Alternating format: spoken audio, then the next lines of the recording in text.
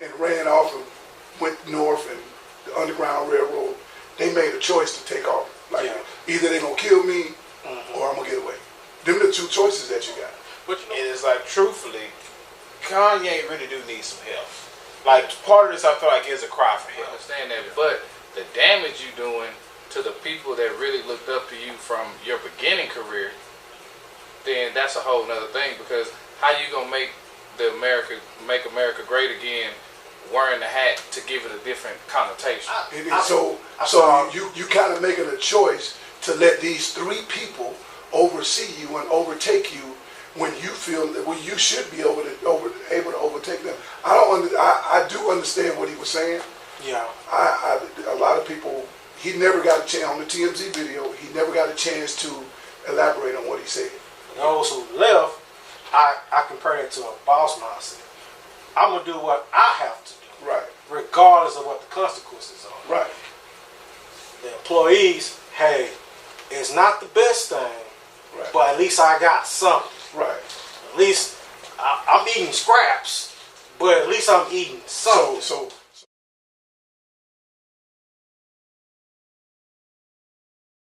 good to go.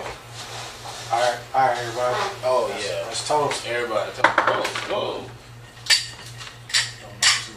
Yes, sir. I ain't never seen somebody take a full glass of something new that they never had. Hey, man. But I have no bucket. Big boy. I don't know what they was doing, but You're not playing with it, huh? yeah, nah, man. I'm certified. All right, let's go ahead and start it up, man. Yes, sir. All right, I'll just go ahead and put the elephant in the room, man. Definitely. Kanye West. Let's talk about it. Speak on it. One part I feel like okay, it's two sides to it. Like, you know, obviously, you know what he said was garbage, right? Like anybody with a brain, you know, okay, that's garbage. Yeah.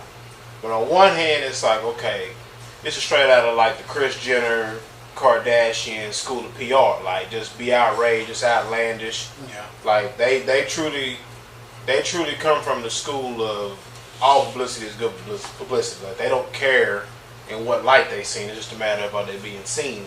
Yeah. Yeah. So on that hand, it's like, okay, this is Kris Jenner working, right? Yeah. But on the other hand, you know, I watched the interview with him, and you sit there and listen to him talk, and it's like, truthfully, Kanye really do need some help. Like, part of this I feel like is a cry for help. Yeah. And I don't think he's necessarily surrounded by the right people that can give him the help he needs. I mean, I saw the interview with Charlamagne. He used to, you know, he didn't want to say what type of meds he was on. Yeah. And then, you know, the TMZ video, and, you know, him talking about he was off his meds. Yeah. Like, it's really a cry for help, honestly. Yeah. Well, just, you know, from my standpoint, you just have to look at it. Is it a marketing plea? Because now, a couple days later, you hear the T.I. and Kanye song. Right. And you talking about the same topic that we discussed. So now, if that's what you do to sell your records, then I'm not hating on you. I'm a businessman too. So I understand that. But the damage you doing to the people that really looked up to you from your beginning career, then that's a whole nother thing. Because how you gonna make America great again wearing the hat to give it a different connotation? Exactly. You stepping your boundary. You overextended himself. You know, you thinking you are more influential than you really are. Because there's no way for you to discount what people go through under that Make America brand great again. You can't do that. Well, let me say this though. You say he's more influential than he thinks he is. Mm-hmm. The problem is he does have a following. He does have a fan base. He does have influence. Like we're in the, and we'll talk about it later on, but we're in the age now where influence is actual currency. Oh, all day long. And it's so sad that he carries a certain amount of influence to where you got people who, you know, what they call blind faith. Mm-hmm. Kanye got this hat on. I'm sure great Make America Great hats. You know, I'm sure sales spiked for a couple of days when that picture of him came out, and it's kind of scary because it's like he don't operate in reality. Like he truly lives and operates in an alternative reality. Well, I would say he really does. If you listen to people talk, he operates in that. Honestly, when we talk about people like that, same thing was said about Albert Einstein. Same thing was said about Michael Jackson. Yeah. Same thing was said about a lot of people who were great and thought outside of the box, that they're in another reality. But at the same time, there is a thin line. Like what he was saying about, slavery was a choice. That could have been a different way he could have approached that subject, other than just saying slavery was a choice. On the flip side of that, I think we've had that conversation here, man, probably about 20 times or more.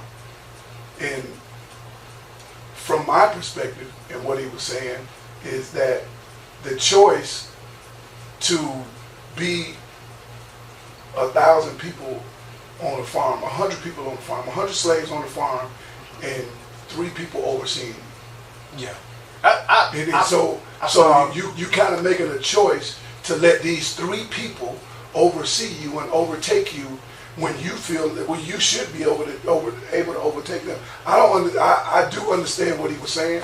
Yeah. A lot of people, he never got a chance on the TMZ video. He never got a chance to elaborate on what he said. Yeah. Because he went a million other places. Mm-hmm. But it is a choice that you make. It's not a choice to be enslaved.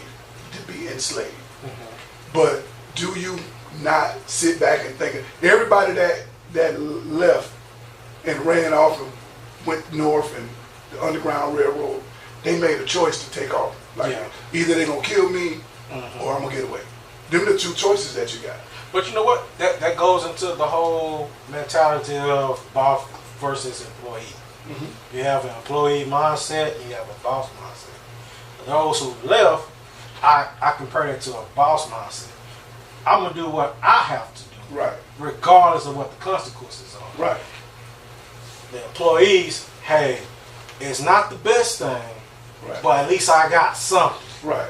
At least I'm eating scraps, but at least I'm eating something. So you made a choice to be an employee or a boss. Yeah. You made a choice to stay. Yeah. And those that went to the Underground Railroad made a choice to run. Yeah. So I get what he's saying. Yeah. If you're going to do this for 400 years, you made a choice to do this for 400 years. You didn't make, whoever that was enslaved for 400 years, whoever was still enslaved, made a choice to not go to the Underground Railroad. They was afraid. Whatever the case may be, it's understandable.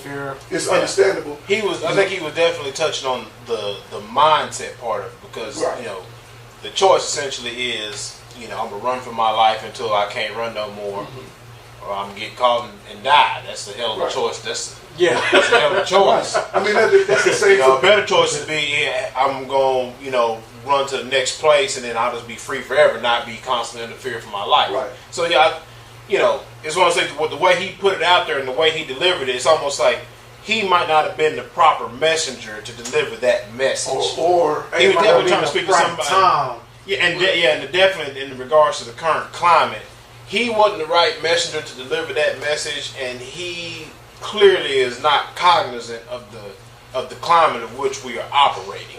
Or he is the right messenger. He just said it wrong.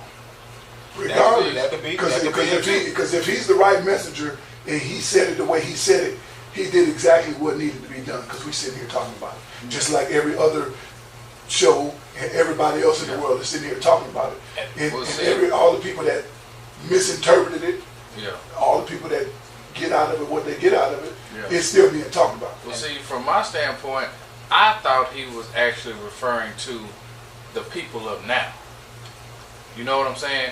I didn't really think, when I first heard it, I thought he was referring to slavery 400 years ago, or what, and all that. But what I thought he was crazy too the first time. Because it made absolutely no sense to me. But I thought he was referring to African people of now. Like, what's the problem now? We have everything, all the tools to be great, but it goes back to the elephant. When the baby elephant that's tied up at the circus. Right. When a baby elephant is tied up at the circus, he try to get away, but he's too little. Right. But then when he gets to be a grown man, he don't even try no more.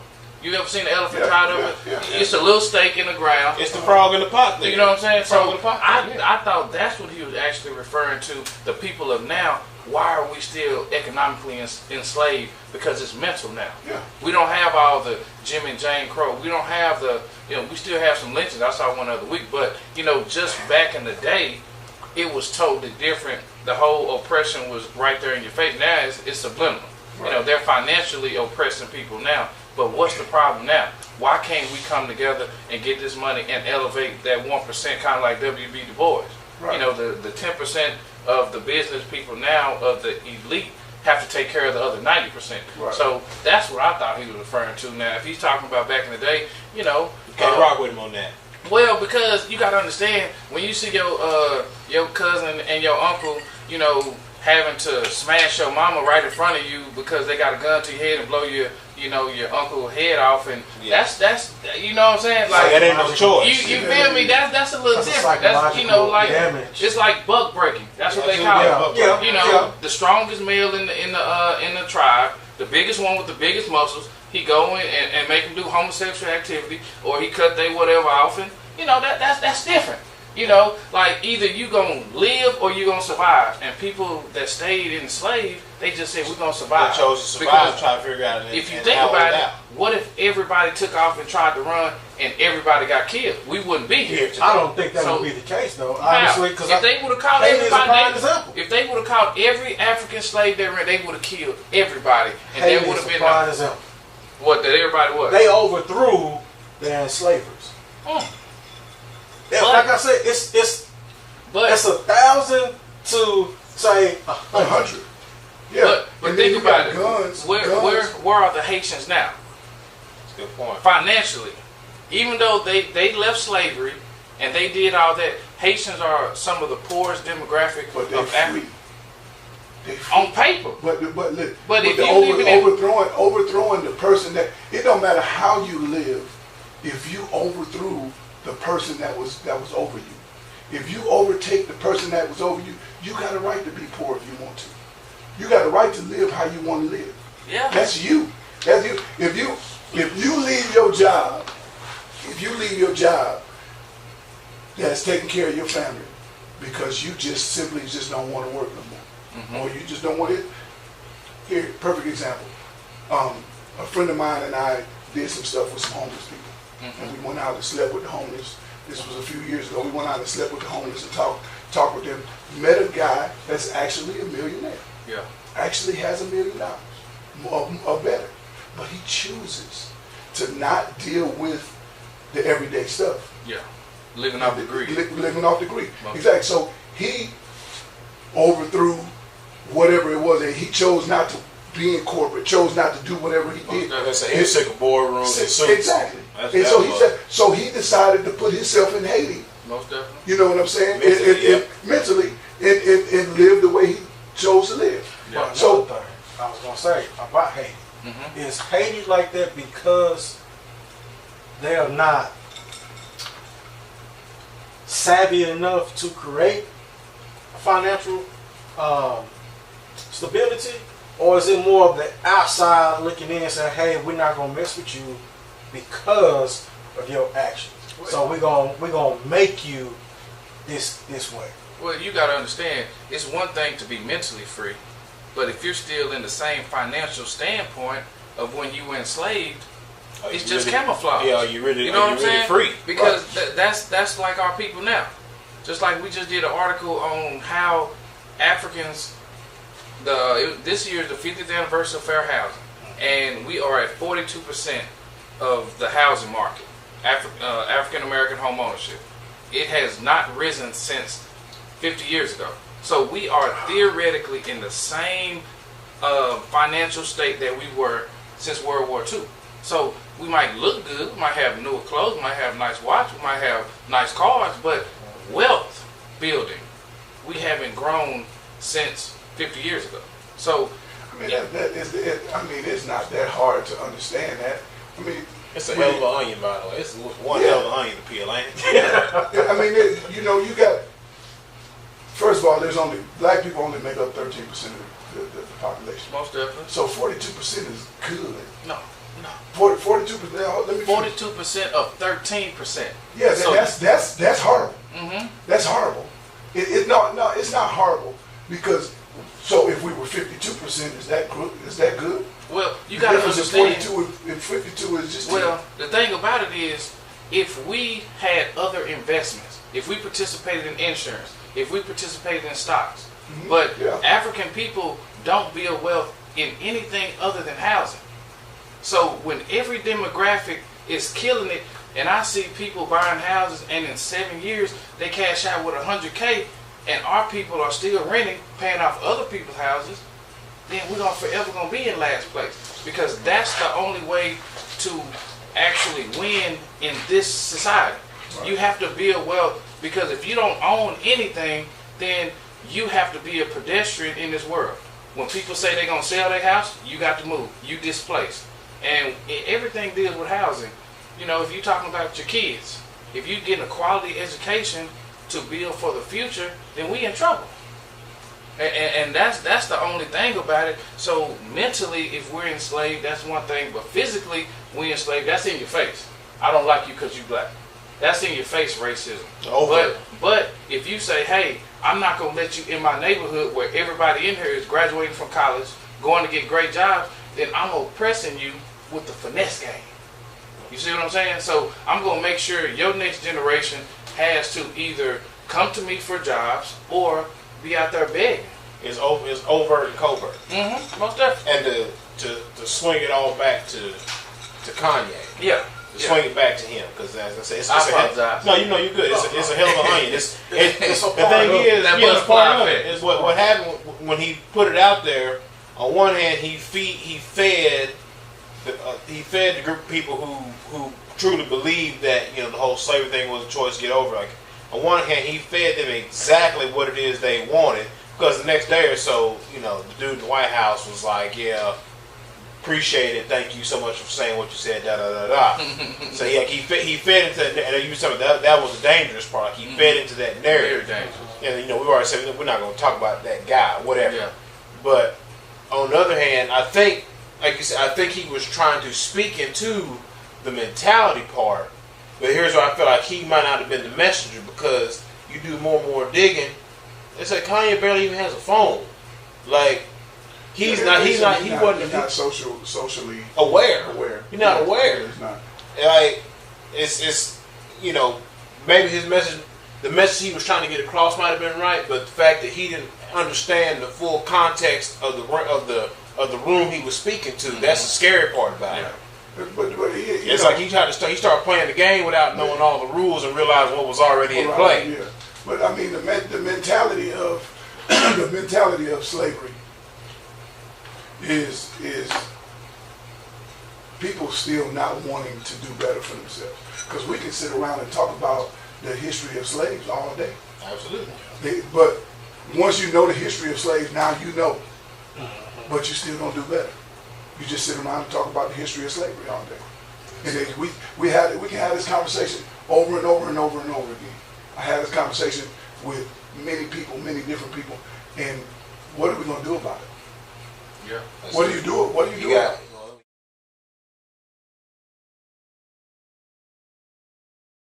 They're two completely different players. Go.